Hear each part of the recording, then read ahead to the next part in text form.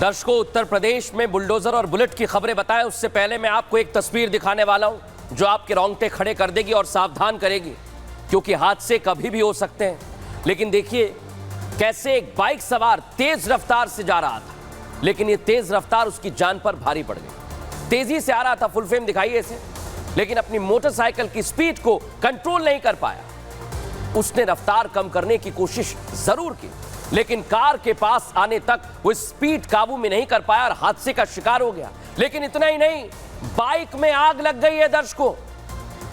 हादसे के बाद आग लग गई और जो चालक था वो भी जल गया। देखिए जरा आप, कैसी तस्वीर सामने आ रही है। मोटरसाइकिल कई टुकड़ों में बंट जाती है। कुछ ऐसा होता है जिसके बाद आप भी स्पीड से ना चलाएं, बाइक आराम से चलाएं, सावधानी से चलाएं, क्योंकि हादसे कभी भी हो सकते हैं और ऐसा हादसा आपकी जान पर बना सकता है। बहरहाल अब आगे बढ़ेंगे खबरों में, और आज की हमारी एक और बड़ी खबर उत्तर प्रदेश से आई है, जहां बुलडोजर चला दर्शकों, लेकिन अब बुलेट भी चल रही है, यानी एनकाउंटर भी हो रहा है। लेकिन आखिर क्या हुआ है दर्शकों, समझ लीजिए। योगी वक्त वक्त पर यह साबित करते हैं कि अपराधियों का इलाज उनके शब्दकोश में एक ही है।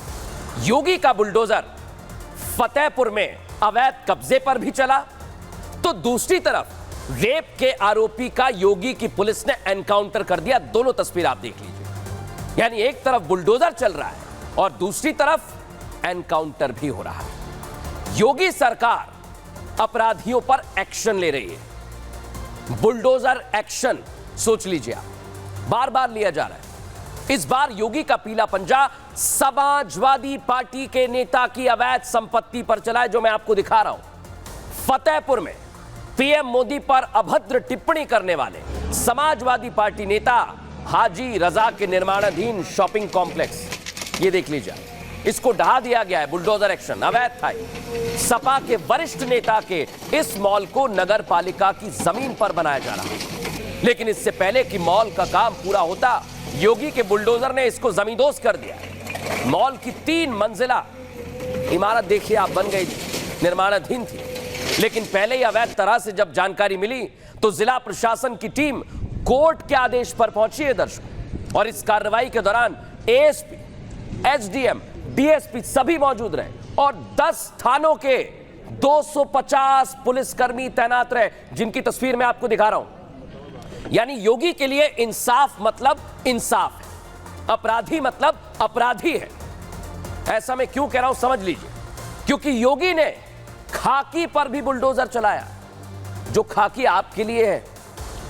दर्शकों, आपको जो तस्वीर मैं अब दिखाने वाला हूं वो ये साफ कर देगी कि योगी आदित्यनाथ के लिए इंसाफ मतलब इंसाफ। देख लीजिए, अपराधी मतलब अपराधी, चाहे फिर वो कोई भी क्यों ना हो, कितना भी रसूखदार क्यों ना हो।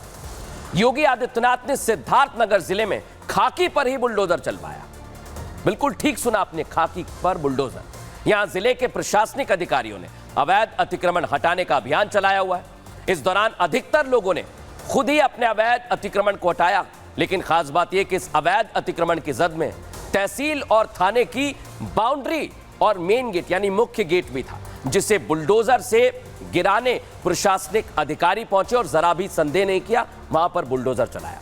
इस दौरान प्रशासन के अधिकारियों और पुलिस के लोगों के बीच कहासुनी जरूर हुई, लेकिन अवैध अतिक्रमण के खिलाफ योगी का बुलडोजर जमकर गरजा दर्शकों। लेकिन आप सोचिए, योगी आदित्यनाथ ने कहा है गलती होगी, नियम के विरुद्ध कुछ होगा तो एक्शन जरूर लिया जाएगा। सुनिए जरा।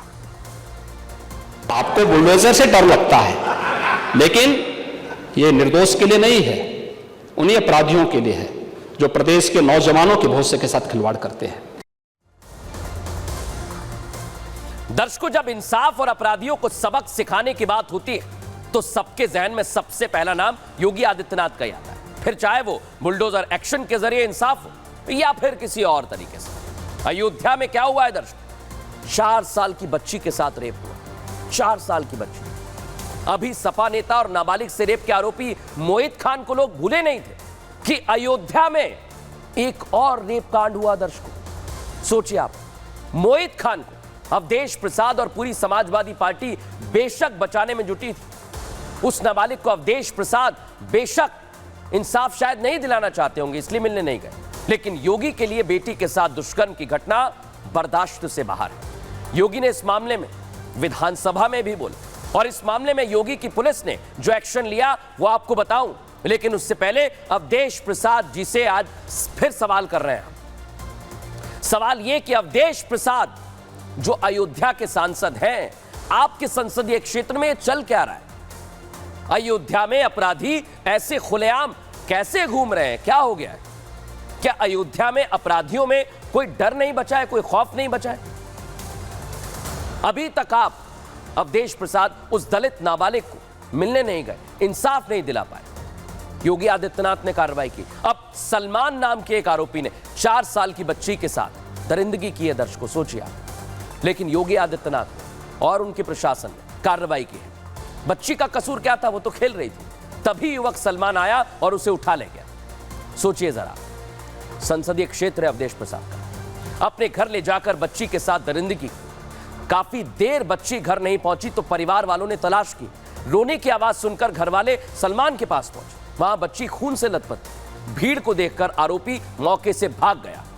इतना सब कुछ हुआ है अयोध्या में, अवधेश प्रसाद जी के संसदीय क्षेत्र में, और अभी भी उन्होंने कुछ नहीं बोला है दर्शकों। लेकिन योगी आदित्यनाथ की पुलिस ने आरोपियों की तलाश तेज की।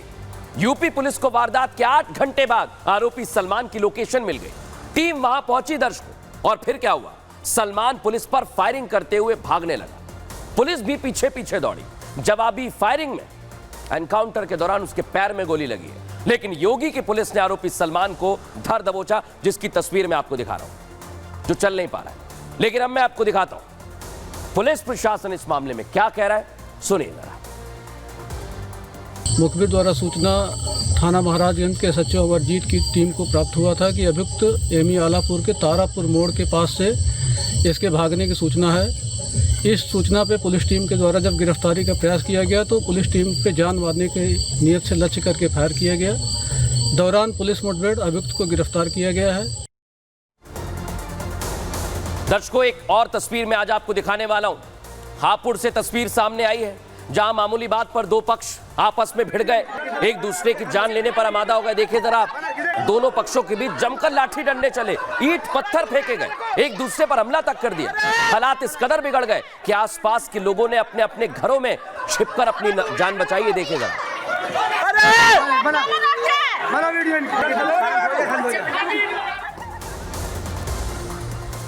इस मामले में पुलिस जांच कर रही है।